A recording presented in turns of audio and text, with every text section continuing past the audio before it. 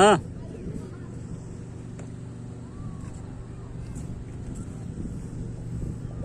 സുഖമായിട്ട് ബോട്ട് കൊണ്ടുവരിക, ഇറക്കുക, കറങ്ങുക. ചാപ്പാടൊക്കെ ആയിട്ട് പോയിട്ടുണ്ട് പലരും. ആ വട്ടി അതിലുണ്ടൊരു വട്ടി. ഇത് അതിനെക്കാട്ടും കുറച്ചുകൂടി വലിയ ബോട്ട്.